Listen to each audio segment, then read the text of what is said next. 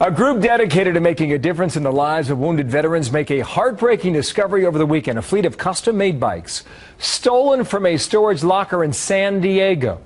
Now, John Warden's president and founder of Ride to Recovery. Ricky Sennell is a wounded U.S. Army veteran, and they're both with me now out of Los Angeles. Gentlemen, good morning. John, who would do something like this? Bad guys, really bad guys. Well, where were they? Military hospital. Yeah, where were they, and how did this happen?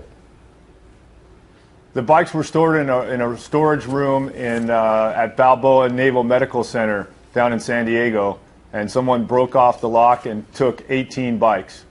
At what cost? How much were they?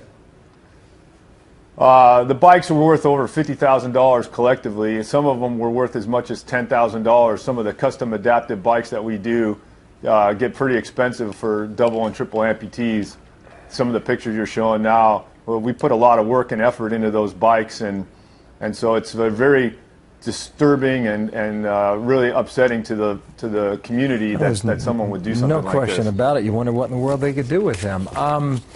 You know, Ricky, you served in Iraq. You're suffering from burns. How did this bike help you in your own personal recovery? Well, I've suffered a lot since I come back, you know, with my family, with my friends, just getting out of the house, keeping a job, getting on that bike is really all I've had. I lost my job a year ago, and since I've lost my job, I really haven't had anything to, you know, you go to the doctors and they give us prescription pills, you know, here's antidepressants, here's that, here's this. And the only real sense of relief that I get is when I'm out on that bike. And when I'm, you know, I'm not thinking of anything. I'm not thinking of the future. I'm not thinking of the past. All I'm thinking about is the road that's down below me and what I got ahead of me and finishing what I started. Yeah, and I imagine that is really something to look forward to.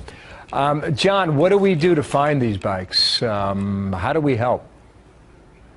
Well, the bikes are pretty custom because they have the Ride to Recovery logo on them, and they'll say Stealth, so they're not like a name brand like a Raleigh or a Cervelo or something like that. So, you know, we've put out the word to bike shops in the San Diego area to be on the lookout for them. You know, we're hoping that whoever did it, you know, because of the attention that's been brought to it, that they'll realize that those bikes need to be returned and they'll just anonymously drop them off. But those bikes mean so much more to the vets than just the value. I mean, there's not a price you can pay on life. And, you know, Ricky here, he did his first ever century on a borrowed bike on Saturday, and it's a tremendous accomplishment for him, especially given all that he's done. Listen, we wanted to get the word out. Ride to Recovery is the website, too, and let's go find those bikes and hope that this helps. Thank you, Ricky. Thank you, John, for sharing your story out of California. Good luck, man.